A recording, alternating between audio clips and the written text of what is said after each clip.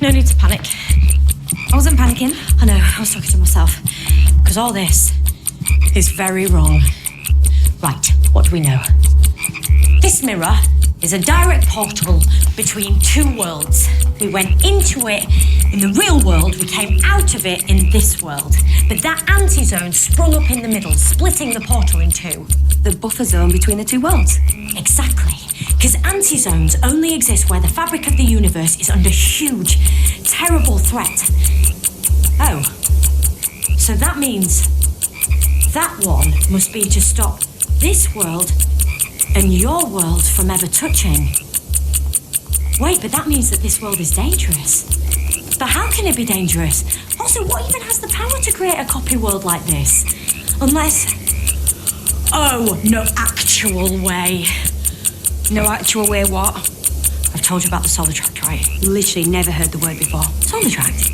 Solitract. It's a theory, a myth, a bedtime story my granny used to tell me. You had a grandmother? I had 7, but Granny 5, my favourite, used to tell me about the Solitract. Because in the beginning, pre-time, pre-everything, all the laws and elements and nuts and bolts of the universe were there. Light, matter, maths, and so on. But they couldn't fit together properly because the Solitract was there. So what is a Solitract? Consciousness, an energy. Our reality cannot work with Solitract energy present. The most basic ideas of the universe just get ruined. Think of it like a kid with chickenpox, nuclear chickenpox, who wants to join in but always ends up infecting everyone else. Our universe cannot work with the Solitract in it. Your gran told you this is a bedtime story. Only when I had trouble sleeping. So, what did our universe do? It managed to exile the Solitract to a separate, unreachable existence.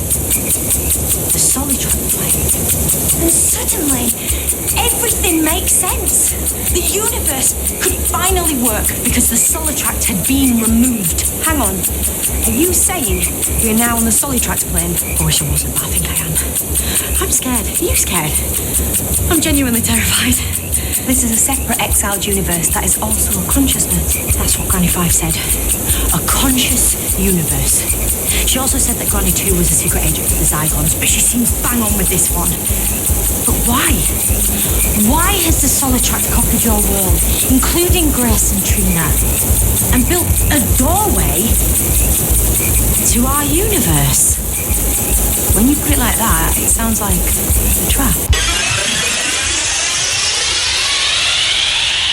It could have been slightly better. That's all this year is. Pillar of Hope. Slightly better written. It's also very Pillar of Hope is very boring. Pillar of Hope. You don't even have to watch it. Pillar of Hope is a reader. Pillar of Hope is That's a riff.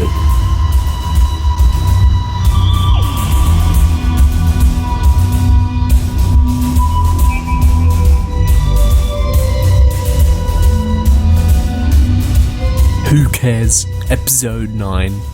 It takes you away. What did you think of the first 80% or so of the episode, guys?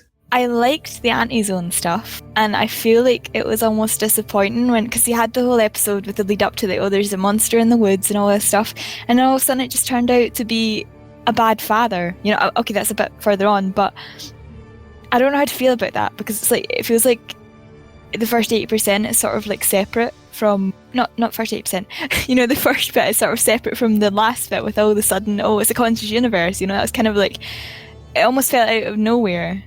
Does that make sense? Like, you had the initial bit saying, there's a monster, and then suddenly it's a frog. That kind of gets to a lot of my issues with the episode, is it feels very disconnected. Like a lot of different stories going on. Yeah, it's like when Han was under the table and she was like chanting, "It takes you away." Like, what relevance does that have to the rest of the episode? Because there wasn't a monster, and like as far as she's aware, nothing took her father away. I mean, she suggests that the monster might have, but like, what does she actually have to? You know, it's like this. I can't tell if like maybe the title came first and then they tried to build an episode around it, because the title on its own has no relevance. Like, the conscious universe doesn't take anyone away. like not literally, unless you mean like, oh, it takes them away and it encourages them to stay over there, but you know, it's all kind of disconnected.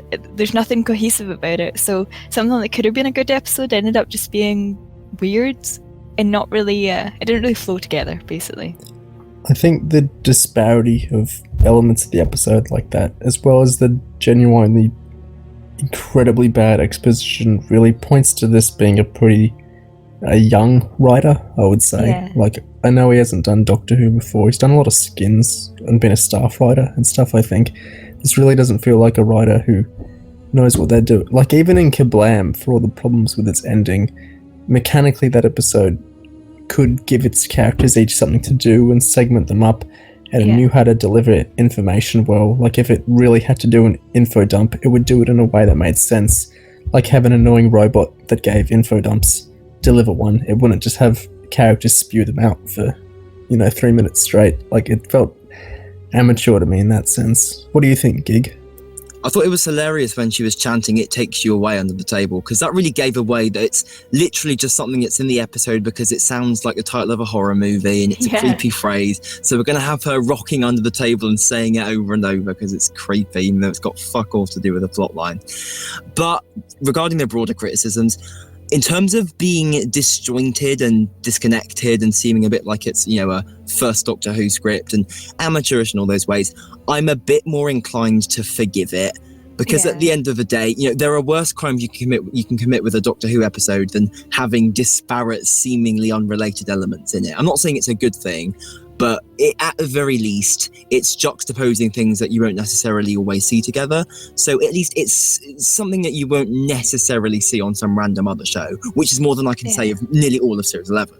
Right, so don't take that as me gushing about the episode, but I think there are some virtues. It's saying, because even when I can recognise there's maybe some criticism to say about how weird it sort of all fit together, I still actually enjoyed it. I didn't think it was a horrible episode or anything. I don't think it's anything that I'm going to remember, in any particular way, but I didn't think it was bad. I thought it was, like, out of Series 11 so far, it's probably the most creative, because it was just so out there, and it did throw things at us that we really didn't expect, and maybe it didn't always handle them, expertly, but at least the writer, I can tell he had some grand ideas, which is, more than can be said for like Chibnall with his giant spiders. So, I can't be too harsh on it because it was genuinely pretty fun. I got off on the very wrong foot to this episode as soon as it started, and we had the gang see a sheep and 13 reference a woolly rebellion, and like, oh haha, that's funny because it's implied that at some point in the future humans will fight sheep or some shit. Yeah. And then she explains it, like, after the point where you would laugh. Like, we have exposition for a joke. Like, what is going on? This isn't just explaining like the episode's concepts, this is explaining a joke we would have already laughed at if we got it. Like, it was insanity. It's like, it's kind of encapsulates the whole problem with Series 11 though. Everything just gets over-explained, things that even, the Doctor makes a statement and it's pretty obvious what she means. She has to go on for a further 5 minutes to explain it in excruciating detail. Like, the audience doesn't need that. There's nothing that's shown to them sort of visually, there's nothing that's shown to them, that's not immediately explained. And part of the sort of magic of Doctor Who is sometimes there are just weird things and there is no explanation for it in a sense. Or at least that's what I enjoy in it. I know not everyone will feel the same. So when you see something in the show and immediately the Doctor has to go on this big long lecture essentially telling you what it is and why it's there and what it's doing, like, it almost takes some of the magic away because nothing's left up to the imagination anymore. You're just told, what to believe and what to think. And I don't know, I'm not a big fan of it. I don't like all this exposition in Series 11. The sheep line, the one thing that saved it for me is the detail that it's an utter bloodbath, because that's just fun to imagine. So still not a good joke, but yeah, I like that detail, but that's the only bit I like. Can you imagine if in 12's era all those browser history jokes got an extra 3 sentences explaining what the actual comedy was? Oh no, I mean, I don't think they'd get it past the censors, to be honest. But yeah, it would ruin it, because sometimes the funniest part of the joke is the fact that it's not explained. And I think, sure, the bloodbath thing is amusing, but I think, for example, the Willy Rebellion joke, it would have been fine just leaving it up to the viewer's imagination, because she goes on to explain, the sheep rise up or whatever.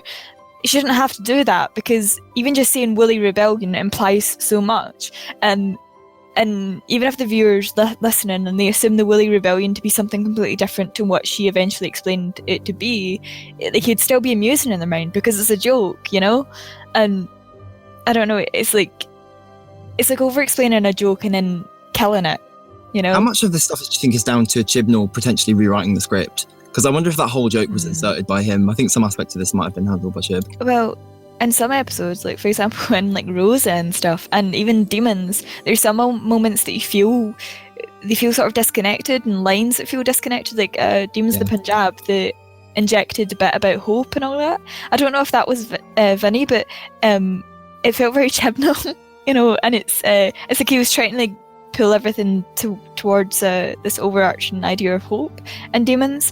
I don't know what he would be doing with this joke if he inserted it himself, but I wouldn't put it past him.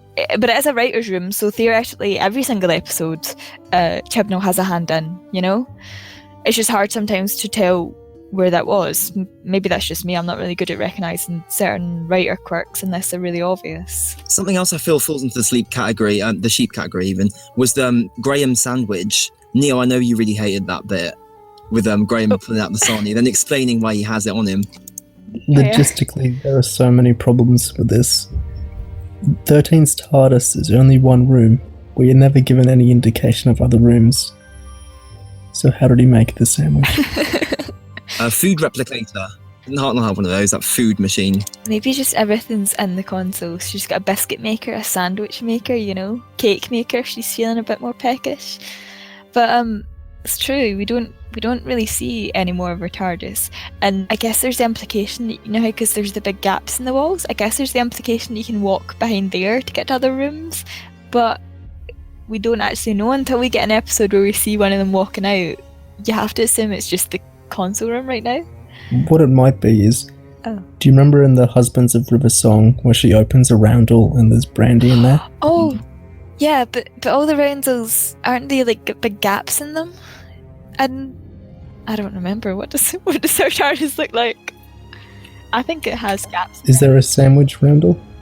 Maybe. I hope so. Maybe one of those filthy pipes on the new console just pumps out beer or something, and you just get all sorts of food from that kind of wreck of a console. Speaking of things that are wrecked, what did you think of Ryan using his familial experiences to try and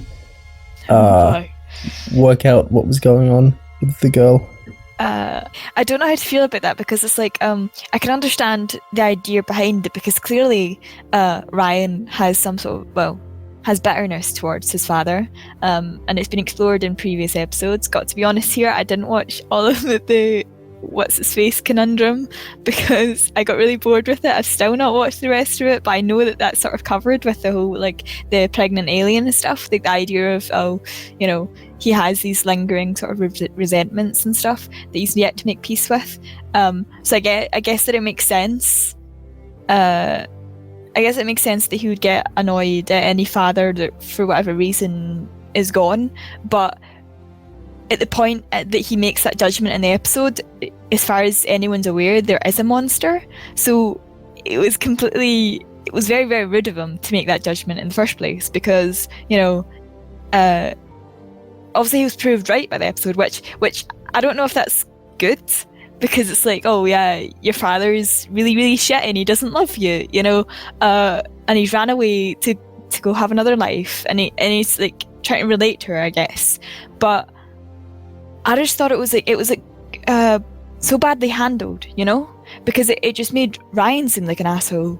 Because fair enough, if they'd like sort of things had progressed and it started to, maybe the monster thing didn't really add up, and then doubt started to creep in, and it was like maybe he did run away. But no, from the very beginning he was like, yeah, your father's fucked off, I'm so sorry, even though at that point in time, as far as they were aware, there was something out in the woods and it was stealing people. So I don't know, and I don't like the episode again proved him right that Han's father did leave her, because I don't know what point that was trying to make there, you know?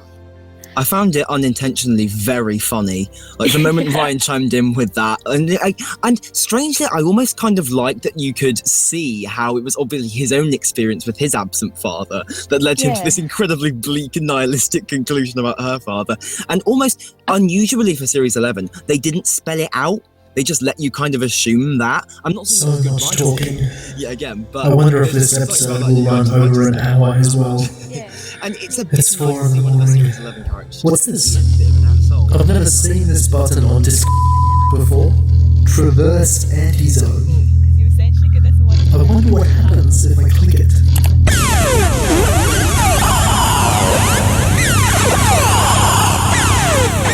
The aesthetic sources of inspiration for this one, and in some ways they have potential, but I don't know what to say other than... Oh my god, I travelled to another universe. A whole other podcast recording.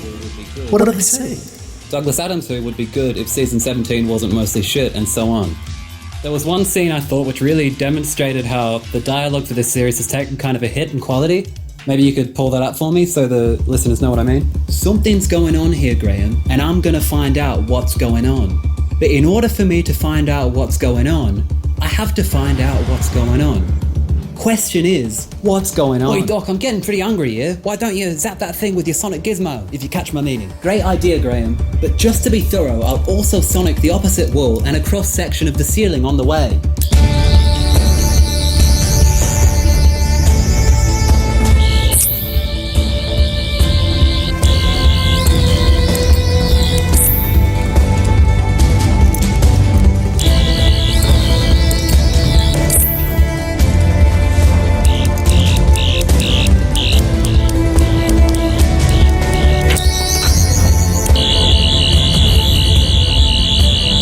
Thing's just like one of me tasers I use when I'm out on the beat.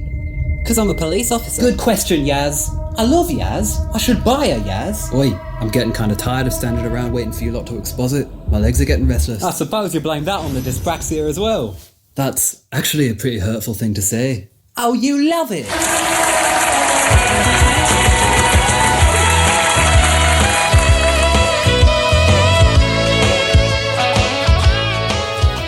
So yeah, I think something was really off with that scene, and I think it's sort of endemic of Series 11's problems as a whole. Can I travel back to my universe's podcast?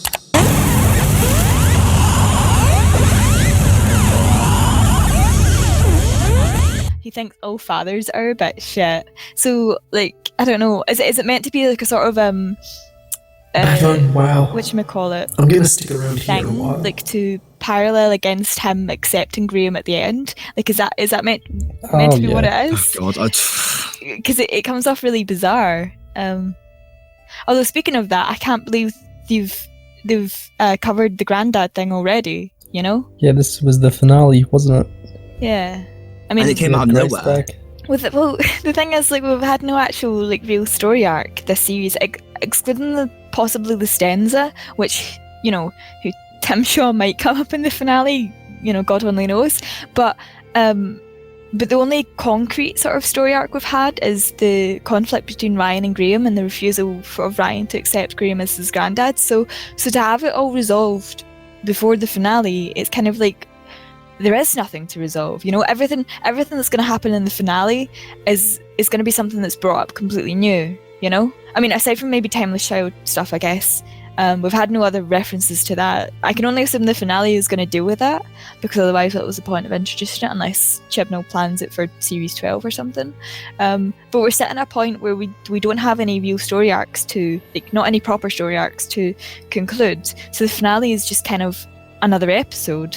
So it could have been early on, you know? I don't see any reason to disbelieve that the battle of whatever it's called, I don't even remember the name of it. Ransko av Kolos.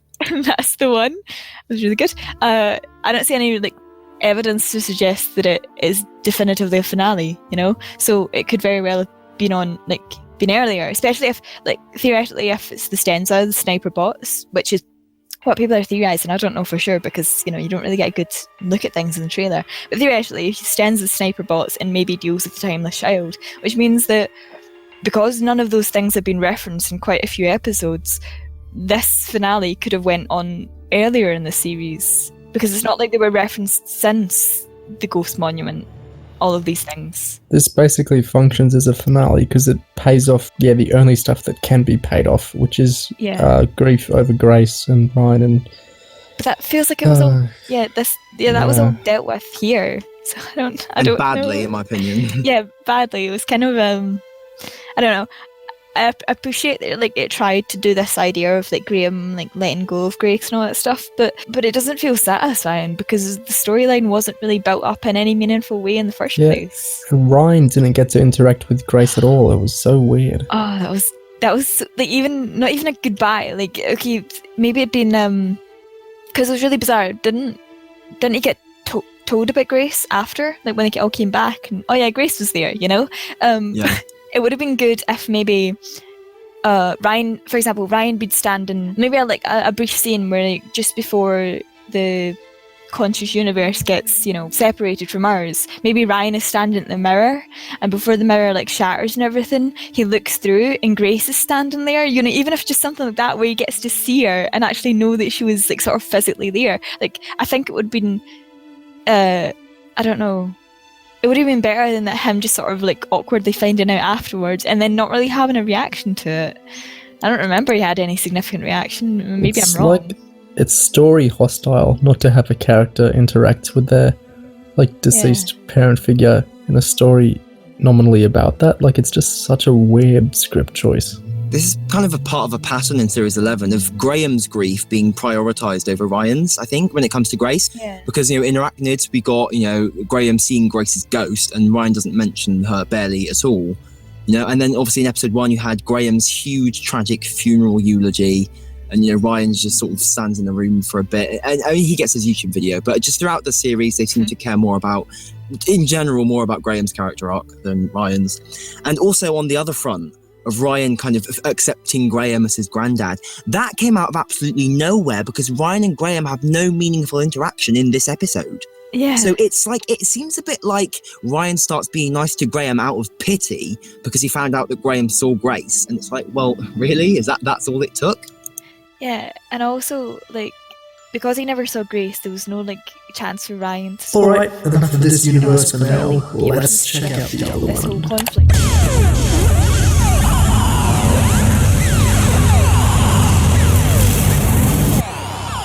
Over the course of the episode, it would have made perfect sense for Ryan's cynicism to be solidified. To the extent that it has to. Sure, he recognises that he hurt Hannah's feelings, but he of course was proven right, that Hannah's father packed up and left. Ryan should end this episode with his skepticism of father figures vindicated, not suddenly deciding to call Graham his granddad. Or are we seriously supposed to believe that Eric's limp one-line reconciliation with Hannah is what restores Ryan's faith in parenting? Can we expect Ryan's dad to come back in the coming weeks only for Ryan to completely forgive and absolve him? Alright son, let's go out for some Wi-Fi. Oh, thanks Pops, maybe you're alright underneath it all. Honestly, in comparison to this, the Serenga conundrum is looking like a far better story about Ryan's relationship to fatherhood. What kind of sick joke is it that Ryan's trip in the TARDIS has consisted so far of violent racism, abusive warehouses, and deadbeat dads? And this series is making us swallow the idea that the Doctor is showing love and hope in the universe to her friends. Underneath its veneer of optimism and flowery morals, Series 11 deep down is more misanthropic in regards to its characters than Russell's or Stephen's ever managed to be. Back to the other side.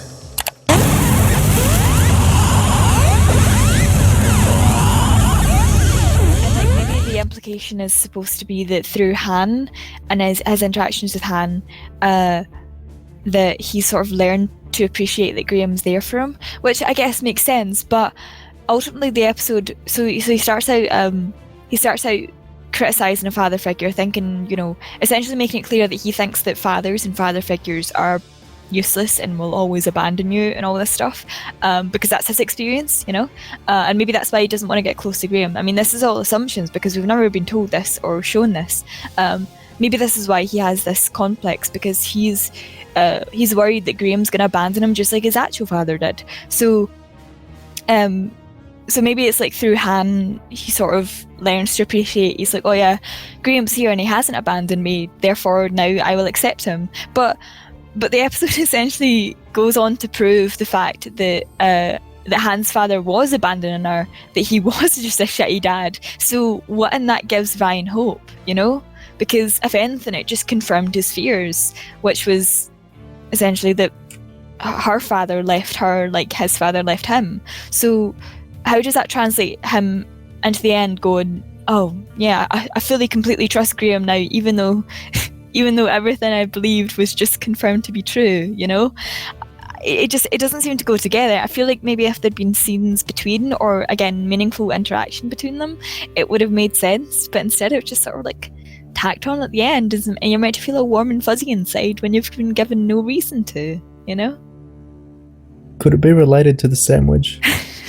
Yeah, the sandwich was the true heart of the episode. Ryan takes so much pity on Graham for just keeping that rotting sandwich in his jacket pocket for weeks on end.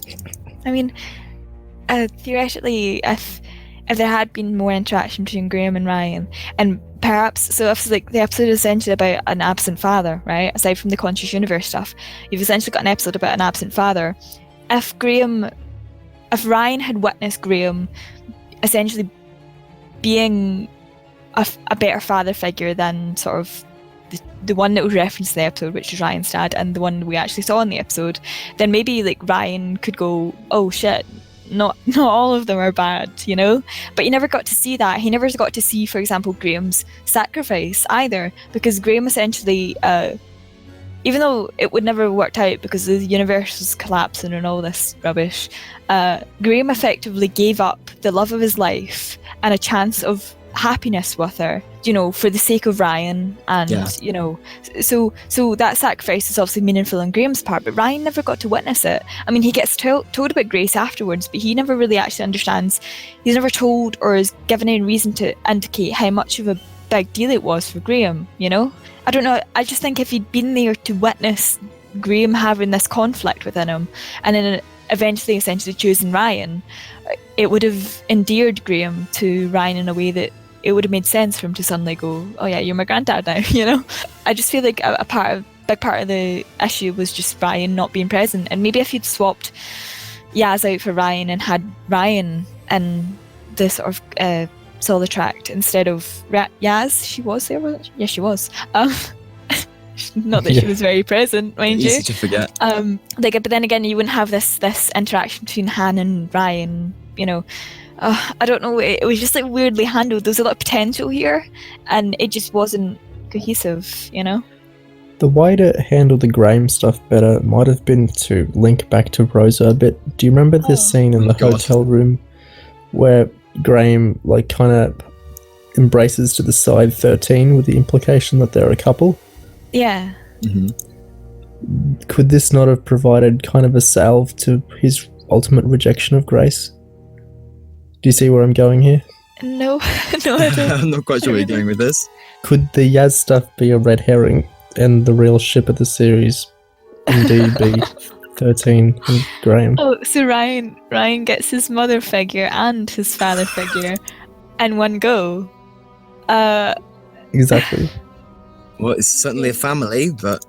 I think, in a way, 13 does act as a mother figure to Ryan. Like, I know you're kind of joking, but I don't think it's like in a ship sense, but I do think 13 is very much sort of like a mother figure without intending to be, just like the previous Doctors would have been a father figure, you know? But because Ryan already has the father figure in Graham now, you've essentially got 13 fulfilling this other role, intentionally or not.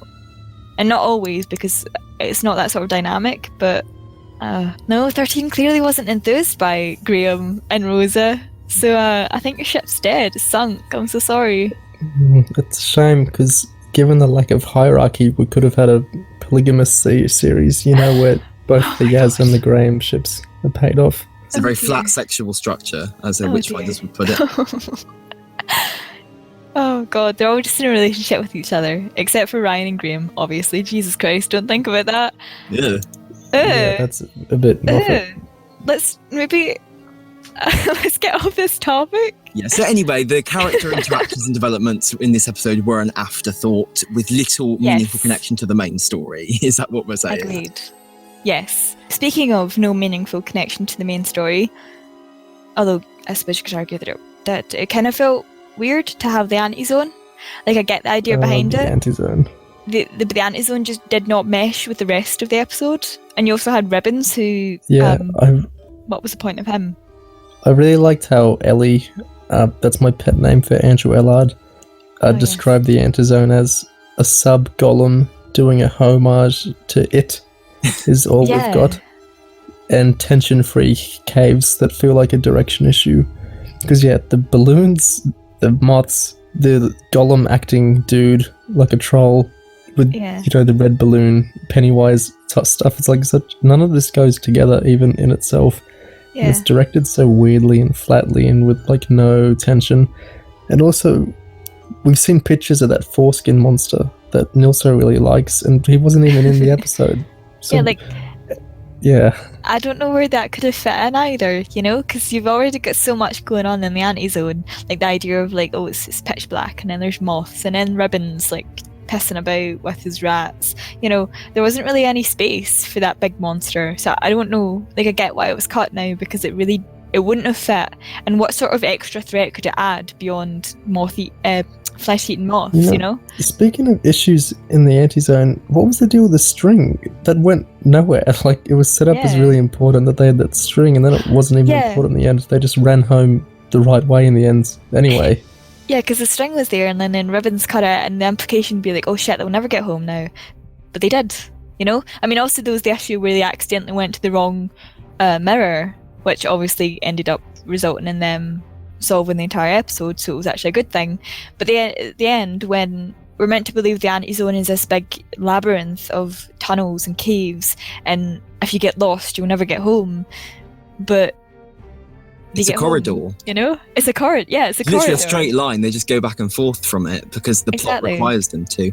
On the subject of stuff that was cut out in the Foreskin Monster, I was wondering maybe the third act, when characters are constantly getting thrown in and out of the Anti-Zone and then just doing nothing for several minutes. I wonder if maybe the cut material was all in that bit, and maybe there was some whole extra mini arc in the Anti-Zone where the Foreskin Monster hoovers up all the flesh moths and they have some wacky adventure with it while all the drama's happening. Yeah, Big Finish is going to handle that, don't worry.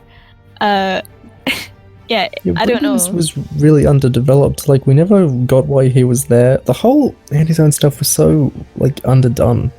Like, what was the actual deal? Yeah. Why does he have language? Why does he know it's called the Anti-Zone? What? What? What is he trading there? Who with? Why did he act like Razor the entire episode? Good point. He did feel like that, didn't he?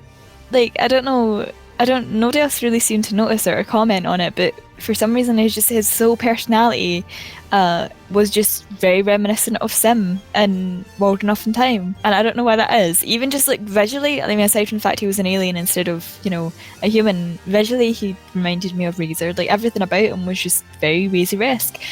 And I don't know. I don't know if that's just like sheer coincidence or what. It'd be so fun for a role like this just to cast someone like Jeffrey Beavers or Alex McQueen just to twinge the fans a bit. Oh, that would have been great. I get the sense that on paper, maybe in Ed Hime's imagination, the Anti-Zone was some incredibly captivating netherworld full of interesting creatures and curious life forms and mystery and wonder and horror and fear. And because this is Doctor Who, it translates onto the screen as a corridor made out of rocks with some bugs in it and one guy wandering around, right? And it's one of those things where all the magic just gets slowly sucked out because they don't know how to convey it. Or they don't have the money. Yeah, you need a good director and even a good writer to make corridors work. Like, think of the Doctor's Wife and how much it does with, like, a repeated corridor. But it worked well in that case. Yeah. Also, the Doctor's Wife, you've got the two human kind of patchwork people who live in House's world, right? Through just that little bit, you get a whole kind of sense of that weird Gaiman-esque kind of environment. Yeah, and reusing costumes and reusing sets. Like, that episode saves tons of money and still manages to feel really huge and creative. But this one, it cuts out what it does spend money on, like Foreskin. That made me think, when you're talking about it not really translating well to screen, do you think theoretically this story and the idea behind it would have worked better in another medium, where they had like more space and it was more reliant on the imagination rather than seeing it? For example, like a book or an audio? You make a decent book, I think. It would have worked better with a different writer. Well, Like, yeah, yeah. I think too. some of the ideas But are I solid, mean, like, but yeah. yeah, but I mean, like, just things like the anti-zone and stuff, I think they would have worked better in a sense, in a way that you couldn't see them, you know?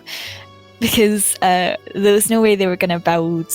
If theoretically the anti-zone was meant to be grander and scarier than what we actually got, I don't think showing it on screen was the best thing. You know what it might have worked well as is a comic.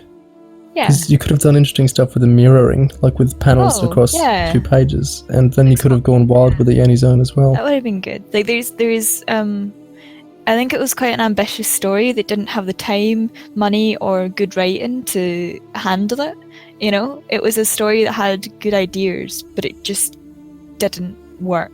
My issue with the ambition is I feel like we're really calling 1 or 2 scenes ambitious. Like, it's pretty much yeah. just all compressed to like the last 7 minutes. Like, we have 40 minutes before that, and they're really badly paced, and they have a bunch of shitty, super expository dialogue that goes on way too long, like with the ribbon stuff. And even when we get into the good stuff, like 13 takes forever to define what's going on, just as she lists off what she understands. Like, the frog stuff, if we're getting towards that now, like, that is evocative and that is interesting, but that's not the episode. That's basically 1 or 2 scenes at the end. It's the CGI frog, eh? Why are people thinking it's CGI? It's definitely not CGI. There's nothing about that frog that's CGI aside from the eye blinks. The blinks, yeah. I feel like the ambitious parts of the episode were just the anti-zone, which didn't really work very well, and it didn't really have a place in the episode, I would say, because it's quite disconnected from the rest of it. And then there was obviously the Solitrack stuff at the end. How did you feel specifically about the big exposition, actually, with the 13 explaining the Solitrack to Yaz? I nearly stopped watching at that point. Literally, I was ready to give up. It's one of the worst cases I've ever seen in New Who. Even in televised Doctor Who in general, it was 3 straight minutes, I timed it, of just 13 non-stop explaining. And what... Actually, I'm going to read out a post, because there was a post on this I remember I wanted to hear you 2 guys react to. So, it's... I think one of the reasons why 13 feels so off is because she always knows everything immediately. There's no period of her not knowing something and the audience figuring it out along with her throughout the episode. She just knows everything as soon as it's introduced and can prattle off 5 minutes of exposition about it, like she's reciting the wiki page for it. Then someone counters that with how she doesn't know anything, like with the stanza and stuff, but I thought that rang pretty true to me, that she just lists off like these TARDIS Wikicore articles on things, and it's like, I don't want to be told stuff, I want to learn it along with her. Like, 12 past Doctors would find out something during the episode and they'd work it out as it went along. Like, think about the silence or the angels or anything like that. Do you remember Night Terrors? Because do you remember in Night Terrors, right in the last 5 minutes of that, just as the Peg people are about to kill everyone, the Doctor 11 suddenly remembers exactly what George is and exactly what this kind of alien race is, and rapidly exposits all about it just in time for the power of love to save the day. It's that sort of writing, and people hate it for a reason. It's annoying. I wonder what is would think if they could hear me now. Actual inner dialogue. But then the moment she Call me an NPC now, will ya? Suddenly she just Let's check in on the other universe.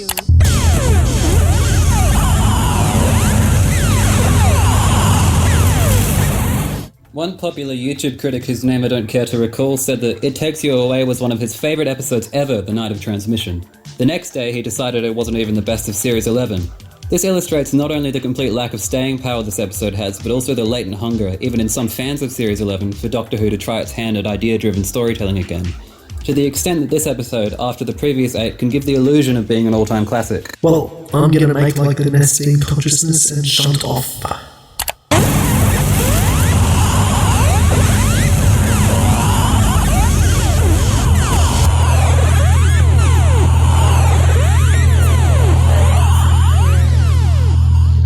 Solution is reliant on information that the audience has never given any indication even exists in the first place.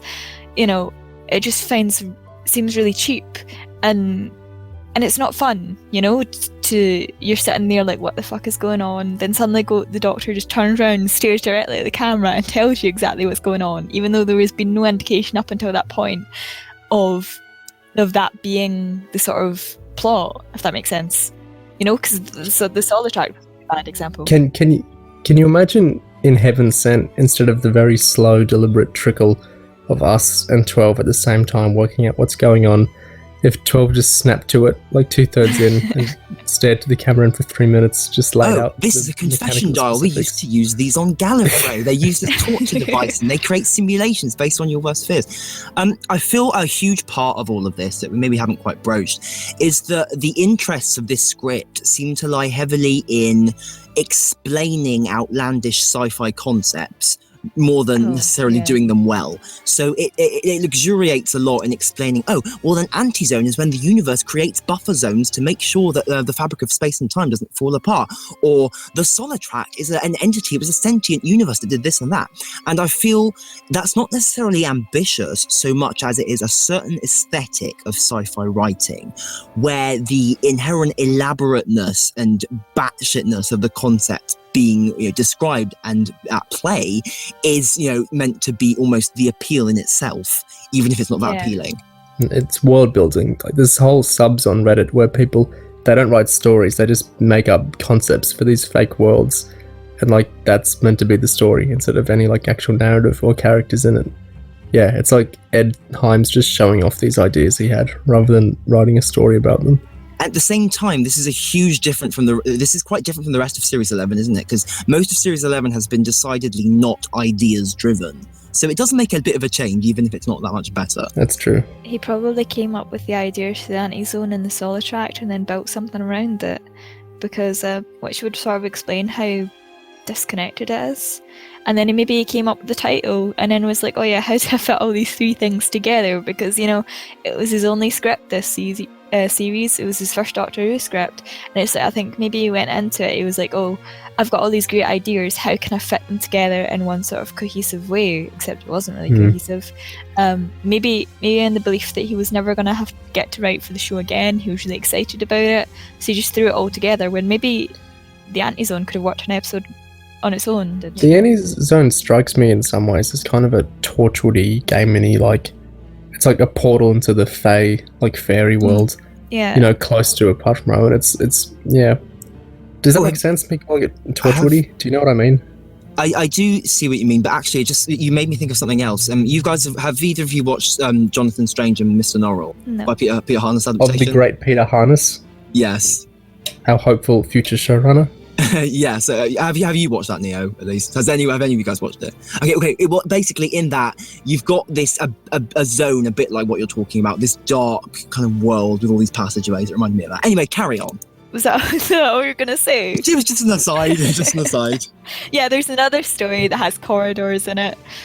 Yeah, that was great. Thank you. Something else, if we're talking about connectivity of this episode to other shows and things like that, is like the whole concept or conceit of the stuff in the mirror worlds, like your dead loved ones are here but you can't go back, angst about that.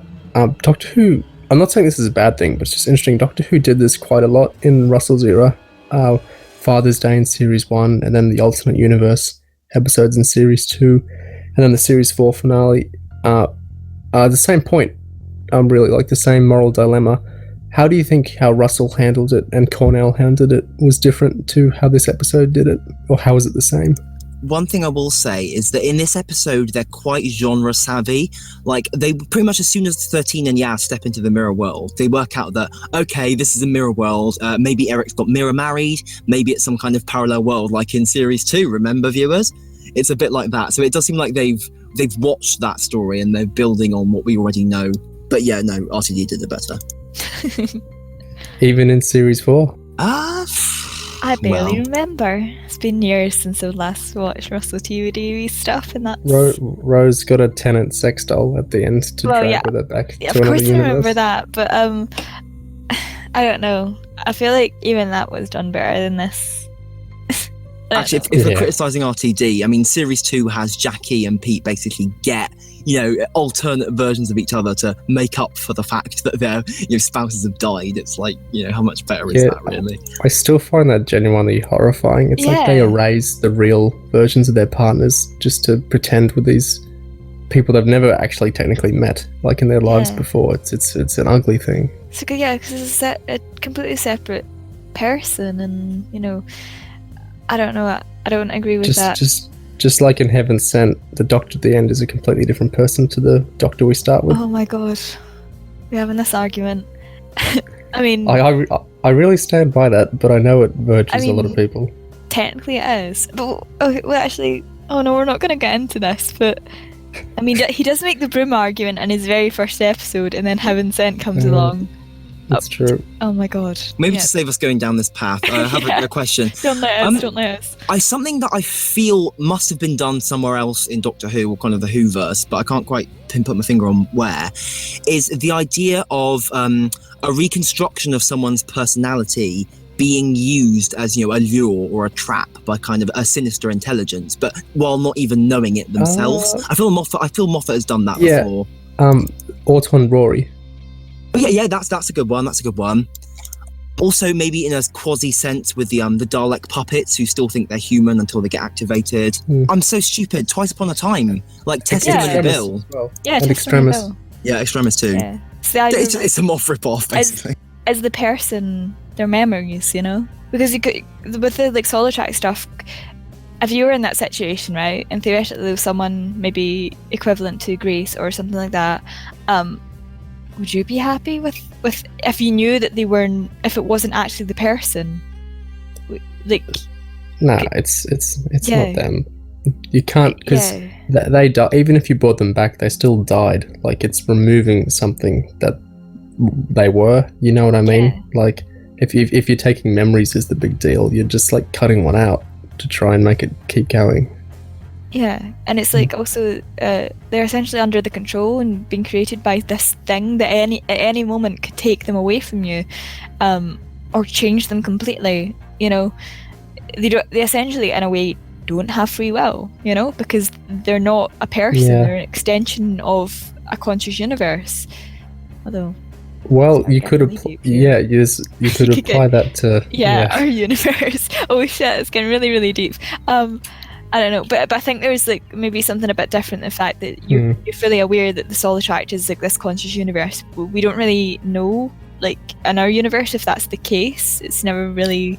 We did see. Speaking of Heaven Sent, 12 acted the exact same way. These billions of copies of 12. So, although I guess he was kind of in a discrete universe in the Confession Dial. Not really much have entropy much going on there. It was like he did everything the exact same way because he didn't really have any other option. So but if you were looking at a full-on an entire universe laid out before you, where there's so many different choices you could make, then I don't think it's really comparable. Yeah. Speaking of how the Solitract controlled its manifestations in the universe, something that really annoyed me with Ryan not being in there was, when it was doing its force pushes. Yeah, Jedi Force Blast. Ryan would have made a Fuzrudar joke about it. Yeah, we need a game of representation. This is just something that Series 11 has missed out on, except for in the Ghost Monument. We just don't have game of representation. It's absolutely shocking. Not pleased with Chibnall. It's very important. Gamers rise up, etc. No. Who's the Veronica of this TARDIS team? He would have made a Star Wars show. Oh, because of the Force, right? I understand now. Because Fisher does a shout. They didn't shout. Yeah, they just silently raised their hand and blasted them away. Yeah. I feel like that should have put pay to the whole moral dilemma in the episode. Oh, it's really her. No, it isn't. She's just done a Star Wars move. It's obviously fake. What did you think about the frog doing the Star Wars? I sort of loved that. That was cute. I mean, of course, 13 immediately explained why it was funny. As soon as she gets blasted, she says, "Oh, blasted by a frog." Brilliant. Oh, mentioning the frog, what's your opinion on the fact that the Solitract took the form of a frog instead of anything else? do you think that was good or bad? Or It didn't even occur to me until I went on the redacted website after the episode that people might have expected it to be anyone else, like River or Susan or Missy or whatever. Like, I get where they're coming from. It didn't occur to me. Like, and especially in this series, like that wasn't going to happen. But I kind of see what they mean. But did it need to tempt her? Like, she already decided to stay in there of her own free will. Like, I'm pretty sure it explains, like, it's like it chose frog because Grace liked frogs and it likes frogs, and I guess the Doctor likes frogs. But I preferred it that it didn't take a certain person's form, because essentially it's like it was better that it sort of took the form of something that represented the Doctor's universe in a sense. I mean, I know it's a frog, but the frog thing came from Grace and all this, so it could have been anything. But you know, you had the frog necklace and stuff, so I guess that's why. But I preferred the idea that it took something as a sort of humble form, you know, nothing big or flashy or necessarily connected to the Doctor, because the Doctor has a lot of people that she loves in the main universe. So it couldn't really take any specific form, because how do you quantify that love? And it might not necessarily understand it. So I preferred the idea that it took something so small and seemingly insignificant, and it was really cute. Yeah, it was better it had its own identity rather than try to become a lore fest thing. Although I do think there was something a bit like lol so random about it. Having, you know, hold up Spork, I like frogs, so I'm a frog now. I think it would have been like if it had taken, like, say, the form of, I don't know, River or whoever, then people will be watching that scene sort of as the character instead of the universe, if that makes sense. So, like, if you had River standing there, so it's better that it took something that was unique, so that nobody was busy thinking about the character. Who it should have been? There's a character it could have been while still embodying that it was like a exiled separate universe that couldn't rejoin this one. There's totally a character it could have been while not undoing that. Do we know who I'm talking about? Omega? Yeah. Yeah. Could that have worked? I feel like it would. I mean, it would be interesting, but it'd be like Chibnall never would. You know, he would never allow it. He would have shoot that one down immediately. I think it would have been cool though. You know, there is also tone to consider. Yeah, we could have had the Don Warrington Rassilon from the end of the next life, where he's trapped in the Divergent universe. Oh, that actually reminds me. I keep seeing people praise this episode because it reminds them so much of the Divergent universe from the 80 audios. Did have a bit of that vibe. Yeah, because, like, I mean, the Interzone and the Divergent audios was essentially just a white space, you know? Yeah. And then Croca was described at one point as looking a bit like a frog. You know, I think it was just pure coincidence. But if this had been a series 10 episode, who would the frog have taken the form of? Alpha Centauri? It's a good question, because Bill's mum? Bill's mum. Yeah, Bill's mum, why not? Disembodied Nardole head. Yeah, just handles. Nardo sitting on a chair, just decapitated head. Mr. I'd Huffle. have imagined a sea devil or something. Moffat definitely would have opted for something like lower heavy, I think. Probably. I don't know. I think the frog was fine on its own. And I don't imagine Chibnall would have allowed anything actually lower heavy. I just thought I'm still surprised that in the 5th episode we got that quick little reel of, like, the Silence and the Silurians and the Angels and stuff like that. I'm surprised we got that at all. It was very quick though. It's blink and you miss it material. It's very quick. Do you remember the one in Time Heist? That was a bit slower, and that actually had some pretty cool Absalom references. Dark. Yeah, that was a fucking what's his name episode? Stephen Thompson. Yeah. Yeah. Well, I doubt he had anything to do with Absalom Dark being in that reel of pictures though. Yeah. Didn't Moffat have a hand in it as well? Oh yeah, was it a co-write? Yeah, I think it was. Yeah, it's co-write. Thompson and Moffat. Oh, really? Every Stephen Thompson episode has been rewritten by Moffat. We just have to assume that as a default. Yeah, you need someone else to claw the racism out. Yeah. God. Regarding the Pating thing, I feel like part of that was a bit of insecurity on the part of the production team. Like, oh my god, guys, the Pating totally stands up with the rest of these iconic monsters. The Pating. He definitely fits in. Yeah, that's what it felt like. They were trying to, they sort of like, it's like they were anticipating that people would reject it, so they put that in the episode so they, you know, to make themselves feel better, even though people probably wouldn't have made that argument, you know? It's not that dissimilar an idea from having Matt Smith emerge from the montage of other doctors at the end of the 11th hour. Yeah, but that, I don't know, that felt like it worked because it's the Doctor, you know? He has all those people. Oh yeah, I get what you mean, though. And also, you know, Matt Smith in the 11th Doctor was great, whereas the Pating is just the Pating. You know, I don't think people are quite that invested in it. Yeah. Fucking Pating. I've got a question about the frog again. What do you think? Okay, this is a bit more heavy, but what do you think of the narrative that people are pushing? And I know we've got the Doctor Who TV review that says this, but I've also seen fans who maybe they have read this review and they've picked up on this as well, or they've just, you know, came up with it on their own. What is the thoughts on this idea that the frog, 13 talking to the frog, is LGBT representation? You know, what is the thoughts on that? I've got nothing against a sort of queer reading of 13 in the Solitract, but if that's the best you can do for LGBT representation, something has gone wrong, you know? Yeah. The last series, you know, we had ending with like an explicit lesbian relationship sealed with the kiss and everything. Like, yeah, I think we can do better than like reading into a frog. And it is a lot of reading, because I didn't pick up on this interpretation at all, because nothing about it felt like the flirting that some people are, you know, saying it is. Maybe that's just me, you know, maybe I'm just a bit blind to it. I don't know what flirting these people are doing. Well, yeah, I don't really know, because it never felt like that sort of interpretation to me, but, you know, fair enough if people are getting that from the episode and the scene, that's fine, you know, I'm not going to rain on the parade or anything, because everyone takes it on their own sort of way, but I think, exactly like you say, if this is the best they can do, you know, do better, essentially. But especially because in this series, what have we had? The lesbian characters we have had all died. Yeah, dead wives all over the place. I mean, Angstrom sort of survived. Yeah, Angstrom. Yeah, well, okay. So she doesn't count. She survived. Her wife was dead. You had the one in Arachnids in the UK. She died. So basically, you've just got this. Oh yeah. That's it, basically. Yeah.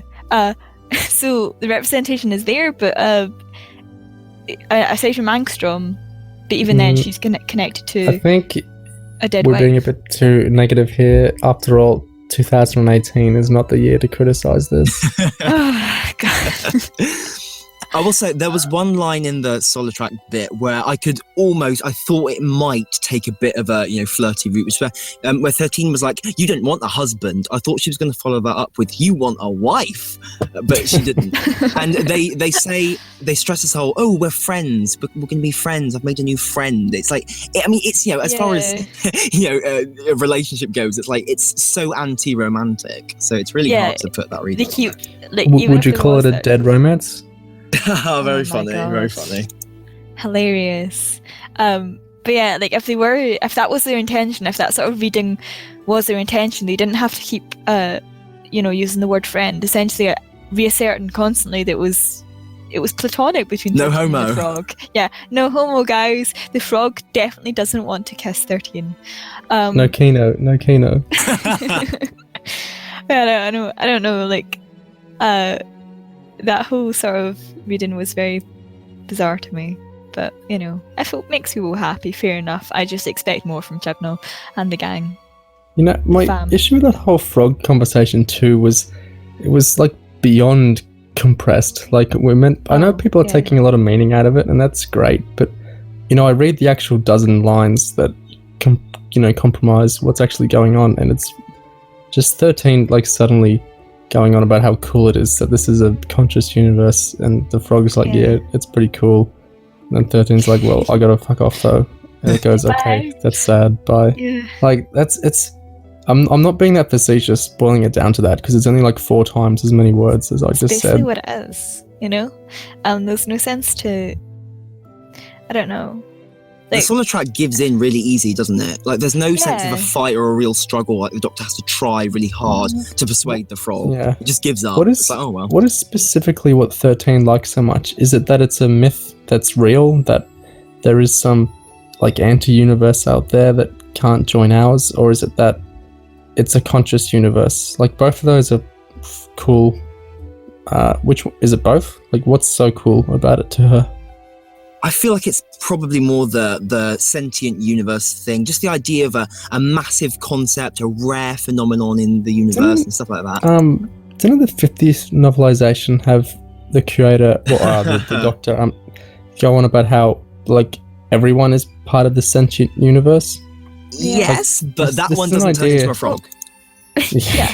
Maybe 13 just really likes frogs. Like, I feel like this is something, this conscious universe idea is something that's probably been covered before. Like, I can't think of any examples, so I may be wrong here. But certainly the idea of something very big and, you know, incomprehensible has been covered before. You've had the conscious planets and stuff, like Foreman's World and all that. I feel like a universe is something, or conscious galaxies. Like, surely that's been done before. Maybe New Who hasn't done it that much. Probably more the EU. New Who hasn't done it. The EU probably has. You could probably find something. But yeah, New Who hasn't done it as far as I can remember. So at least it's new to that, you know. And I can't expect things. Well, the big sun thing in the Rings of Akaton is like... it's not as big as a universe, but to be fair, the Solar Tract didn't really seem to have much scale to it. Actually, you know, Chibnall wrote 42, and that also had a conscious, huge celestial entity. The sun. Yeah, there's a lot of talk about how the Solar Tract has made an entire world, but it's basically just a house and a garden, isn't it? Yeah, like it's meant to be a universe. It's meant to be a universe, but it's just this tiny little thing, you know. A white room with a chair in it. It is, like, you're meant to be, I think part of the reason you're meant to be oh my god, it's a conscious universe, you know. It would have been a lot cooler if we'd gotten this idea of it was huge and it was, you know, the size of our universe, because imagining something that big being conscious is, you know, it's a really cool idea. But when all you get is like a tiny house and 2 people and a small garden and a fucking frog, you know, you lose the sense of scale, therefore you lose the sense of wonder, because then it doesn't feel like a conscious universe. Then it feels like a conscious house with a conscious frog and conscious people and conscious garden, you know. It doesn't feel as cool as it should feel. And I don't know, I maybe that's something, again, that's the fault of the writer and maybe the director or something. I don't know. You know what's really, really, really funny about this episode? Like, whenever this happens, because this happens in fandom a lot, even now, it always makes me laugh so much. And it's that we had the usual crew coming out and saying that the Solar Tract should have been Rose. Oh. Oh dear.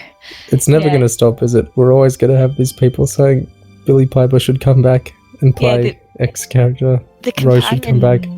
The companion that was there for less than a year, she's definitely the most important. I actually find it kind of comforting that even in Chibnall's era, these people are still around, still saying the same stuff. They will never give up. Always said. Never give up. Rose as a Solar Tract would have been basically almost identical to Rose as the Moment in Day of the Doctor. Like, weren't they satisfied with that? Oh, I don't know. It's like, I'm glad that they made it a frog so that we avoided all this potential like drama, because whichever character it chose, someone was going to get really angry about it, you know. I haven't said anything like this yet, but honestly, I loved the frog, and even on a rewatch, I still loved really the frog. cute. It's so adorable, isn't it? The way it moves in this really choppy way, it moves its little head. It's okay. Oh, I love the little nod it does. It's like so fucking adorable. Oh my god. And it stuck out so much in Series 11 just because, I mean, obviously I know Neo hates this because they drew attention to how weird it was in the episode, but like, just even just the fact they did something weird, a bit artsy, a bit visually odd, like it makes it stand out among Series 11 so fucking much, because Series 11 has been so content to just be normal and not freaky and just as, no risk, just as expected. So just, okay, here we go, here's a frog on a chair. It's like a bolt out of the blue. I was like, holy shit, I can't believe they've done this. I don't think I should show one of the others what's going on with this other universe. This is the last time I'll go in alone. It's definitely more of a After this, the next time I go in, I'll bring one of them with me. But for now...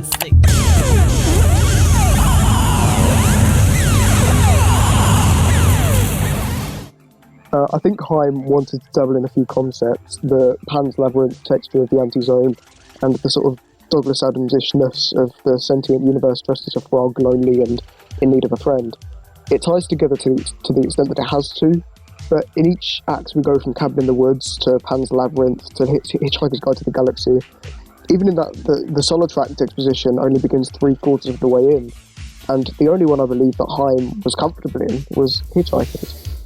The main thread of this episode, the Solitract, tries disingenuously to gain affection from people by mimicking things they have loved from the past. This is a kind of meta-commentary so truthful and direct that it can't be done on purpose. Ed Haim perhaps should be congratulated for writing a script that has all the qualities of its main foe, which disguises itself with discarded notions of interesting sci-fi and fantasy to lure discerning fans, while under the surface there is, in a very real sense, nothing but a frog on a chair. More than any other Series 11 episode, I've struggled to retain details about it after a single watch, largely because of how perfunctory everything feels. The red flags can be found in the praise given by critics who say it's just like a Scandi Noir meets Black Mirror meets The Twilight Zone meets Stranger Things. These red flags are meant to attract sci-fi and fantasy fans who missed the days when this was a show about ideas, to activate the area in their brain that tells them, I should like this, but distract them from the fact that there's nothing of substance beneath. Compare the frog to Douglas Adams all you like, but Douglas Adams always used strange imagery to communicate something about humanity, or relationships, or institutions, or the universe. Here, all the frog communicates is that saying goodbye is sad, and you didn't need a sentient universe to convey that message, it could have been anything. And frankly, a message that simplistic should be the starting point of an episode, not the climax. Alright, I'm heading back. Next go around, I'll bring one of the others in through with me.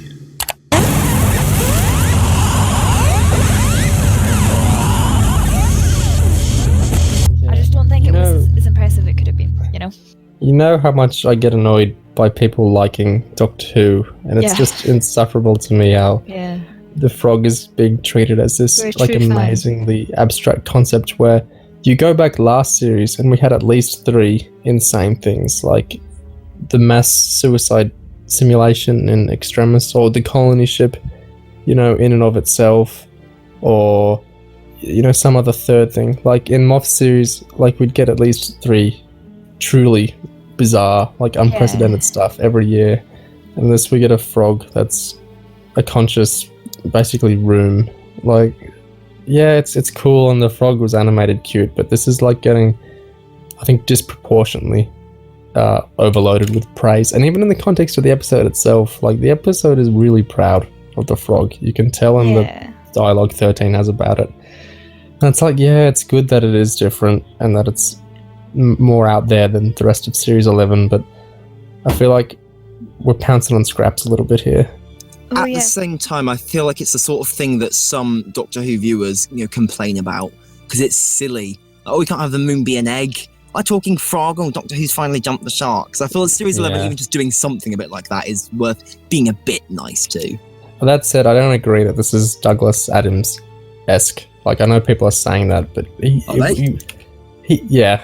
I'm not going to name names, but I've seen quite a few names saying that Adams was random, but he was never random, like, in the 2018 sense, just to be, like, random. Like, XD. I think of the, what is it, the falling petunias in Hitchhiker's Guide. And the whale as well. Yeah, like, that's random, but, like, the book doesn't explode with pride of that moment. Like, it makes a quick gag and it moves on. It's not clamoured over as, like, the epitome of abstraction. Weird and abstract concepts are good if they're just part of the story without any attention being drawn to the fact that they are weird and abstract, you know, which is basically what you said, I suppose. You know, I like the idea and like stories, Doctor Who stories, where there is just something weird and that's just how it is, you know? I guess, this ties into it's a recruitment year thing. Like, if people do actually go through the back catalogue, can you imagine even starting Series 1, like the end of the world, that's a real mind-blown moment, I think, beyond the frog. You know, the whole concept of the Time War and then seeing Earth blow up, like that's a real and Cassandra full-on thing. Yeah. Like any random RTD character is weirder than anything we've got in Series 11. Yeah, basically. So, then also, I guess what they want in Chibnall's episodes, because again, recruitment year, is they want to make it like, they want to introduce like sort of weird things, but they don't want to go too far because it'll alienate the audience, you know? I have such an issue with that. Like, that's not how you capture an audience. Yeah, Russell T. Davies. Being the same. Yeah, Russell T. Davies, he rebooted Doctor Who, and effectively the vast majority, not maybe the vast majority, but a big chunk of the viewers for it were completely new to Doctor Who. So he was throwing all these weird concepts at them and just expecting the audience to accept it. You know, he didn't like sort of hold their hand and coddle them or anything like that. You know, didn't draw attention to how weird the concepts were. The concepts were just weird, and that was how it was. And that was really effective. I mean, look how good his era was. And that you was know what happened then is people copied Russell. People were copying his show and making shows like his show.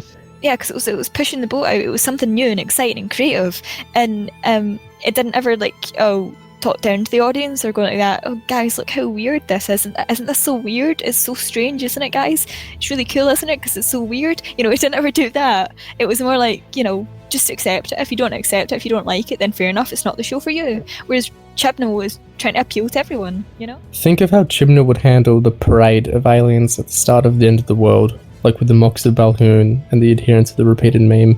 Can you imagine that? How this would be done in Series 11? Like 13 explaining everything about the oddities of their appearance, like immediately. Yeah. Oh yeah, this race, this is why they look this way that they do, you know, or, you know, essentially just reading off a Wikipedia page, you know? She would just do it for every single race. Which I think is really boring. I think basically what I've said before. Did I say it before in this podcast? It's what I'm just emulating Chibnall's dialogue. Oh yeah, of course. Just repeating the same thing over and over. But I just think things in Doctor Who sometimes just better left up to the imagination, because the moment you start over-explaining stuff, it sort of loses some of its magic. And I think Chibnall is very guilty of this, like terribly guilty of it, which I think is a big shame. This is sort of a tangent, but something that I feel like I have to say in this podcast is that the scene where 13 has that long speech directly to the camera, and which is her final kind of speech to the solid track, and she's looking straight at us, and there's a really long shot of her, and she's like, "You have to let me go or it's going to destroy both of us." I got such a sense that that was Doctor Who talking to the viewers and saying, "You have to stop watching, this is it, it's over." She's dead. Like imagine something like that, you know, saying, "Oh, you have to let me go." Regeneration episode. Well, she like popped out of it and she just started to regenerate. Like something like that. Like it was really bizarre that such a sort of theatrically loaded moment was talking to a frog on a chair, you know? The ratings really haven't gone as I think hoped, I would just say. Given what are they now, like 5.7 or something? Yeah, the overnights have gone down by 3 million-ish. I think the consolidators probably aren't that bad. Like, I doubt it's really significantly below like Series 5, but it's still not the amazing rebirth that people perhaps imagine. Yeah. Yeah. Was it worth disrespecting his Chibnall just to get these few people over? It probably was worth it, honestly. I don't think it was. Was it worth trashing Murray and losing Series 10 soundtrack? Was it worth losing the Christmas special? I don't know. Especially the Christmas it's like, special. Sorry, just a quick point. Like, the show used to be really like high on viewer count, so essentially Chibnall was like stripping away what makes Doctor Who, in the hopes of recruiting new people. But he doesn't have to recruit new people. He just has to recruit the people that were lost since like throughout Moffat's era, and people in Moffat's era. Theoretically, if they came through Russell T Davies stuff and also the start of Moffat's, they should be able to handle all the weird concepts and the things that make Doctor Who. So he doesn't have to take all that away to get all these viewers in, is what I'm saying. Yeah, he's doing it anyway. Are there any other science fiction franchises that have pushed away like long-term original viewers in pursuit of like blue ocean new audiences? Don't they all do that at some point? Star Wars. Sometimes Star Trek, and some, but they've not had such a massive overhaul. I think. Oh, well, maybe they have actually. Never mind, they have, because Star Wars had the new trilogy and stuff. But I don't think. But the thing is, all these other franchises, Star Wars and Star Trek, and you know whatever else, those are the big ones I'm thinking of right now. There is plenty more. All of them, none of them did it with the intention of reining in new viewers, if that makes sense. They just wanted to make more of the series, and coincidentally, because of the choices they made unintentionally, they might have pushed away old viewers, you know? Whereas Chibnall has went into this with the active intention of, fuck all the old stuff, let's make something new, you know, which is not something you should do in a show that has a legacy. the Star Wars thing as well, like it's constantly still attempting fan service, like to as many segments as it can, like the Clone Wars getting revived, and like the sequels are full of original trilogy fan service, no matter how it's received. Like the equivalent of some of that stuff would be like a McGann miniseries for Doctor Who. Like just pursuing new audiences is not really what other, like even Star Trek Discovery, it's like tying in a heaps of Spock shit and stuff. Like Doctor Who isn't really doing, I'm not saying it's a bad thing necessarily, but Doctor Who isn't really acting like other sci-fi series and trying to court all the audiences. It's just really going for the new ones. Which isn't necessarily a good thing though, because I think there's a careful balance essentially. Any series that has a big legacy behind it, you know, like all these big sci-fi ones, or even just you know any show that's been going on for a while, excluding maybe soaps because they don't care. You need to sort of have a good balance of appeasing the old fans and also giving stuff to the new ones. And I feel like, I don't know, I feel like Moffat and Russell T Davies were really good at that, just because, I mean, I'm not saying they were always perfect at it, but there was this thing like they'd have references to classic stuff, and it was stuff that the new viewers didn't have to know, but if you knew about it, it was like an amusing or you know interesting little tidbit. Whereas Chibnall has decided to give up on that entirely and just have none of the little like amusing bits for you know continuing viewers, and just all sort of new stuff.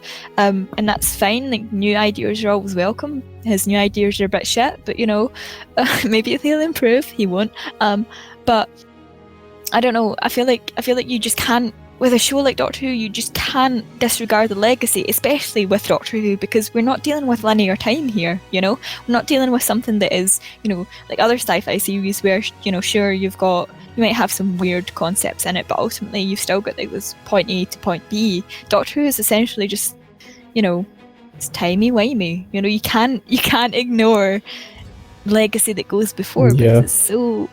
It just doesn't make sense in the context of the universe you're dealing with, you know? I don't know if I explained that really well. I think perhaps the problem is not a point. Yeah? Who talks first? Okay. I think perhaps the problem is not even so much that Chibnall's going for new fans, is that he is not actually pursuing anyone in particular. He's taking. He has no vision. He has no idea of who he wants to get. He wants to get everyone, so he's doing nothing. He's scared of doing anything specific. Don't you wonder sometimes about Chibnall's vision? He's like so terrified of alienating anyone. He's terrified of aliens, he fucking hates aliens. That's why we've got spiders and rags. He's so scared of that. He just so scared of any sort of risk he takes at all that we just get boring, you know, after boring. This really isn't the hill I actually am interested in defending, or let alone dying on, but I do actually think the no returning monsters thing was a fairly substantial mistake in that, like, Moffat and RTD all the time were able to, like, Dalek is a tricky episode in how it reintroduces them because they had such cultural weight. But look how they reintroduced the Ice Warriors or the Cybermen or the Silurians. Like, it's really easy comparatively to introduce a classic monster in a way that it still makes them seem like they're a new monster. And you get the old fans happy, and you get the new fans having a new monster that you already have a guideline on how to do or not do. Like, I think clearly Series 11 doesn't have a surplus of good villains. Like, we've had the Rags and the Stanza and the Spiders. Like, we've had no real great ideas apart from maybe the Tajarians, and they're arguably not even monsters. Like, I think it would have been worth throwing in at least a fucking Ice Warrior or a Sea Devil or something. I agree, because you also have this problem where Chibnall was so insistent that everything be new. You get this problem where Series 11 ends up feeling like it's disconnected from the rest of Doctor Who, which is not a good thing to do when you're dealing with the first female Doctor.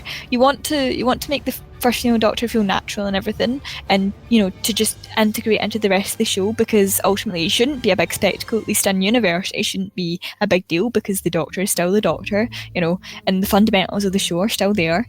But when you when you bring in this like sort of new concept and then also immediately get rid of everything from the old, all the old concepts as well, you end up getting a series that just feels a bit like a little bit separate, And I'm not saying it's not separate because of Jodie. I need to clarify that. I think she's, it completely makes sense. Female Doctor, that's great, love it. But when you take away everything that makes Doctor Who, by which I mean you sort of ignore the legacy, you've still got the TARDIS, you've still got Sonic, etc., etc. You're essentially The tubular. I don't know. You're putting it's tubular. You're essentially putting a fence around it. If that makes sense. Like it's still connected, but it's also not. And I don't agree with what Chibnall's done. I think he needed something like just bring in something from the previous series. Daleks or Cybermen or just something to make it feel like it's all in a cohesive, storyline rather than something. I think as much, as I agree with what you're saying, as much as I think producers and audiences and a lot of people tried to deny this isn't the first series of the show. This is the 11th series. Mm-hmm. Like, of those 5.7 million people that tuned in like last week, a lot of those people are people who've watched the last series. Yeah. Maybe not all of it, but a substantial bit of it. Vast majority. This isn't a new show. Yeah, like, I don't think it's the right... I get trying to court a new audience, but I don't necessarily think that pretending this is the first series of a show is the right way to do that. And I really resent the idea that Series 5 was doing that, because I really don't think that is what it was doing. I don't think Series that's 5 how was very important it clever is. about it. Series 5 masqueraded as a sort of quasi-Davies series, then shuffled everything out behind the scenes, right? And I think arguably maybe that's what Jodie needed as the first female Doctor. Like a moment like 11th Hour when, walking through the montage of old Doctors, or just some, couching of it in the familiar while you quietly do the revamping. Because like Series 5, people say it's like a soft reboot, and in a sense it almost is, because you get the visual differences, you get the new Doctor, new companions. Initially there is no connection to, or at least no apparent obvious connection to Russell T Davies stuff.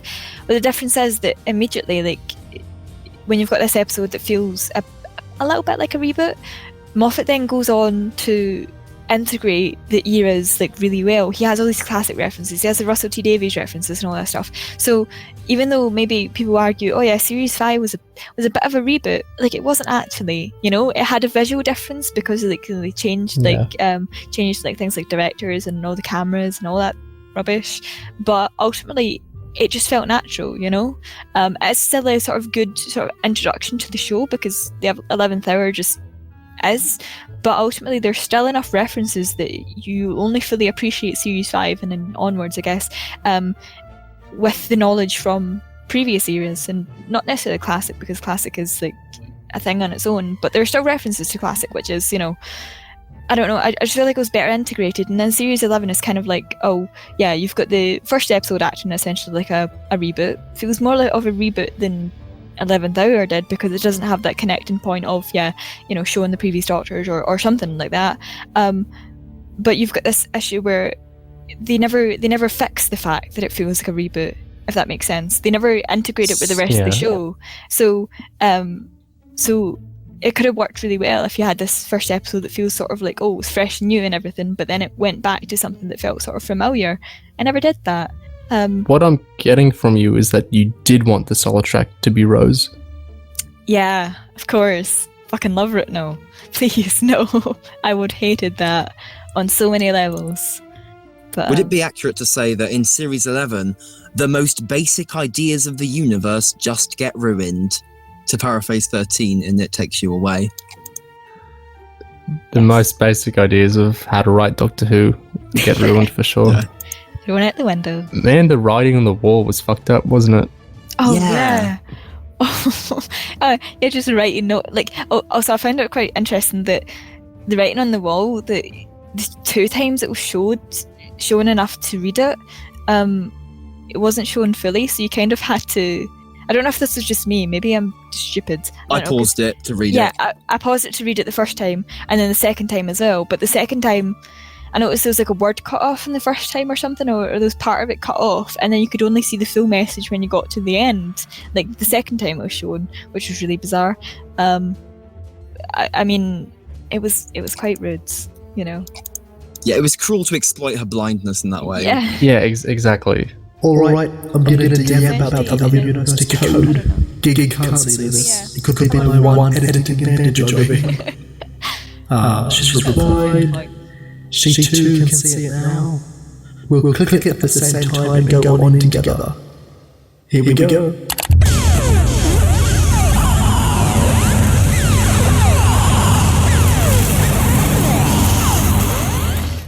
Alright, no need to panic. I wasn't panicking.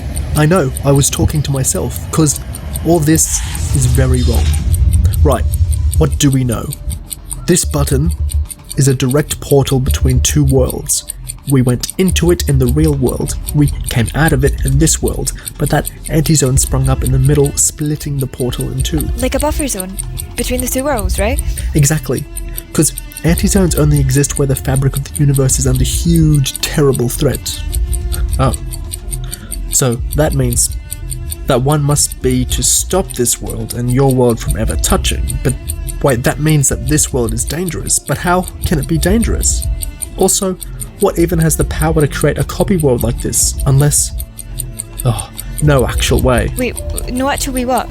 I've told you about the Chibnall, right? I've literally never heard the word before in my life. Chibnall?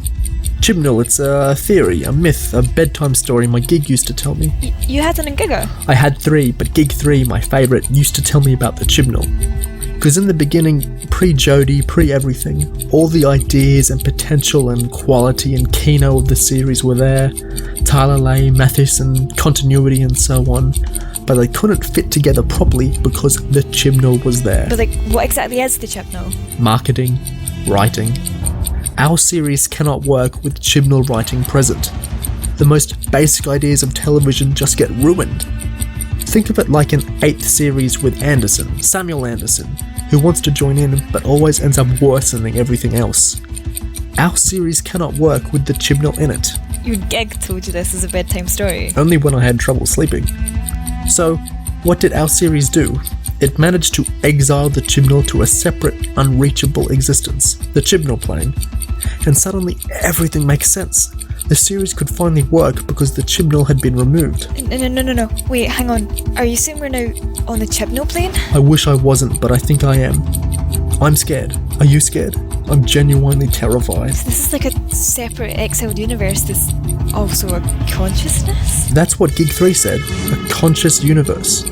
He also said that Morph was a secret agent for the Nazis, but he seems bang on with this one. But why? Why has the Chibnall copied your world, including Morph and Tit, and built a doorway to our universe? Neo? You realise when you put it like that, it kind of sounds like a trap.